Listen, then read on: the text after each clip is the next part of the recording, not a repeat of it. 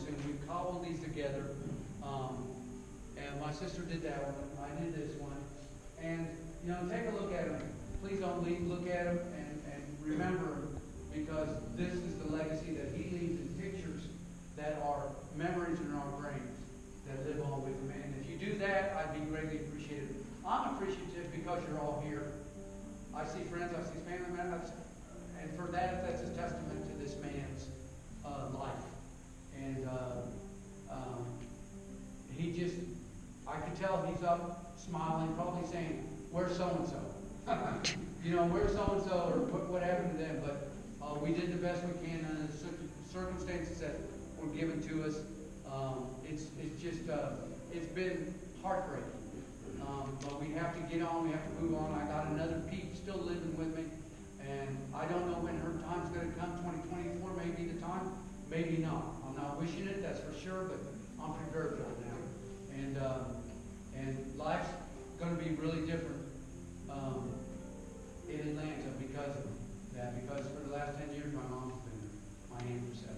And I may add, my aunt had both of her dogs, my aunt had her dog with her, and my mom had 2 dogs with her. So when my mom came 10 years ago, we had 2 dogs. I had 2 dogs, that made 4 dogs. Then my aunt came, that made 5 dogs.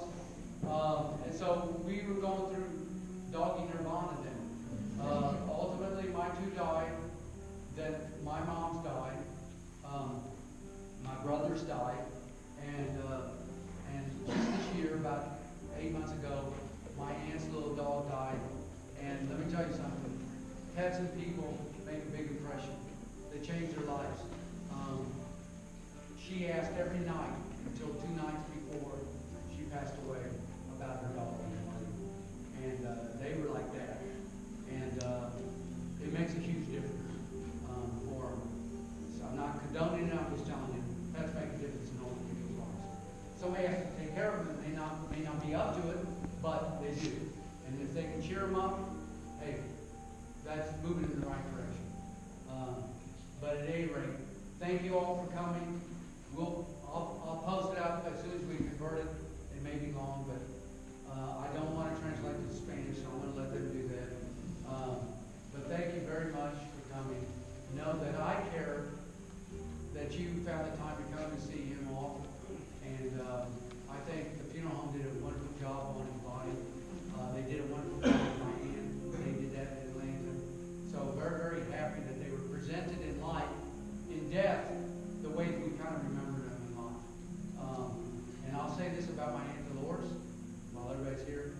My grandfather had 7 daughters, and Stella was an adopted daughter, which made 8, right? And 1 brother, Louis. And of all of my aunts, and they were quite the dishes back in the day, when they lived on 14th Street, the one person, I mean, I'm not discounting my mother. My mother was a very nice-looking woman. My Aunt Catherine and Teresa were very nice-looking women. And my Aunt Mary was very nice-looking too. They all had looks. We've all been privileged to have good genes. But Dolores, and I don't know where that picture is. We saw it from some family member, and they may be the people who couldn't make it from Sedalia tonight. But there's a picture of all 7 of them. I think it was 7, wasn't it? And they're all sitting down, and they're all lady women. And I'm telling you, my Aunt Dolores was the most beautifulest of all of them. And I had a picture of her, but I didn't bring it. I'm giving it to a family member. But that picture, and then her later in life, just really reels in me about the dichotomy of life and death. The life of being young and beautiful, and death and older. But I was privileged to be with her for 7 years. So for that, I'm very, very thankful. And if you ever get into the caregiving, you go through 3 stages. Me and Fernando talked about this. You go through stage 1, which is God, why me? If you're a God-fearing person, you're saying, why are you dumping on me? And it's all about self. And I know he went through it. I know I did too. And then you go through the anger and the animosity about why can't we get help? And then you come to the 3rd stage, which is the reality of it all. And that reality is, okay, God, you got me here to watch them the rest of their lives. Trust me, you get to it at that point. because you know somebody far more powerful than somebody here is dictating to you, this is the way it's going to go down, and get it right. And that's why I talk about doing the things your parents want and getting everything done. For me, it was at times excruciating. I can't lie to you. It was hard. It was infuriating at times. But in the end, I'm very happy for it. You know, I thank God that I had the privilege of being with these two people in their last moments. And for that, I'm very thankful. It makes an indelible mark in your mind and in your soul that you've been entrusted to these last times. So if you care give, just remember that. When you're out of patience, when you're doing that, just remember you're here for a reason. And the reason is this guy up here has made it so. And that's it. Thanks a lot. I love y'all. I'll be in Kansas City for probably another week or two. I've got a lot of loose ends I'm trying to take up. I also want to talk about his burial. Folks, we had to move it from Monday to Tuesday at 12:30. It's in 411. Fort Leavenworth National. Okay. So forget about the fort. Just remember Leavenworth National Cemetery. Okay, there's 3 cemeteries out there. You don't want to go to the wrong one. Leavenworth National Cemetery. And if you've never seen a military honors burial, I want to tell you, put it on your bucket list. You can take advantage of it now. Be like my dad. It's a beautiful thing. The government doesn't always do a lot of right things, but I'm going to tell you right now, a military honor burial is a beautiful thing. It's touching, and it's about the family that they've all have common denominators in. I've been to multiple ones. He wanted it. He knew he was going to have it. And I don't know if he ever attended one or not, but I have, and it's a beautiful thing. If you can find the time, I'm not requiring it, but I'm going to tell you, reach out to me. I'll put it out on Facebook and on text to my local peeps of where and the address and stuff like that. It's Tuesday at 12:30. The VA was behind, so we couldn't get an appointment until Tuesday. We wanted to do it on Monday, like my aunt's burial, but we couldn't work that out. So thanks to Tana and the funeral home here, we got it Tuesday at 12:30. It's going to be for the military honors. Just to let you know, they have a bugler that plays taps. They have a wonderful, they have veterans there that say a few words, and then there's the folding of the American flag and presentation to the family. It's not on the gravesite, it's in a little pavilion line, and it's not for probably 20 or 30 people to sit there, but it's not very long either. It's less than, typically they're less than 30 minutes, right, Tana? Yeah, 15 minutes. So if you have the time on Tuesday, I'm not requiring it, but if you can, please come out. And we can all meet somewhere and follow each other out there. I heard it's out 70 West. I got to look it up on the maps. You go through Lansing, Kansas, and you'll get there. Just remember Leavenworth National Cemetery, and I'll put it down on Facebook. It would be a wonderful gesture, but again, I'm just announcing it so that you know. A handful of people will go, and if you want to call somebody, we can figure something out. It'd be a touching send-off to him. I'm looking forward to it because I've seen him before, and I know he would like it. And I can't ask for anything better than that. And again, thank you so much.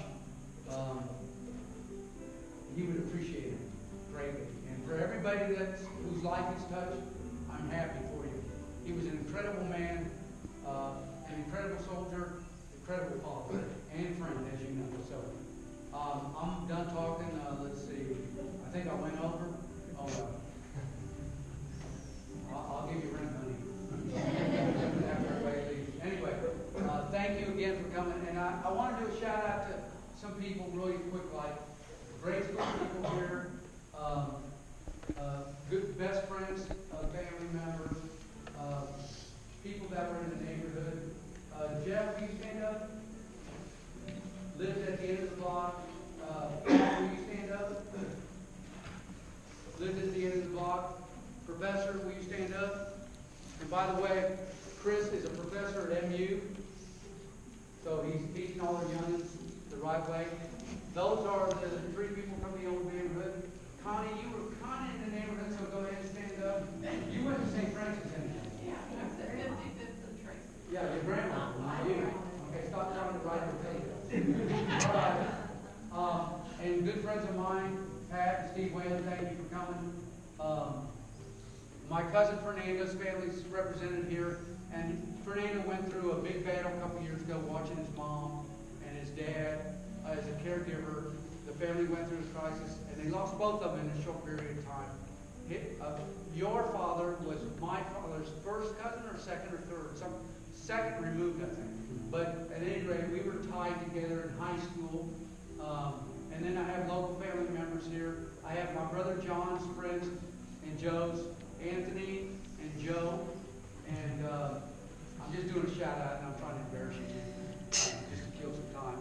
And we've got cousins here, Davian and Barbara and Michael and Joseph and their wives, Sue Barbosa, my cousin Dennis, who was the recipient of short order cooking by the best Mexican cooking, Freeman, Missouri. My mom, I used to come into town and eat the soldi, which she never made it for me.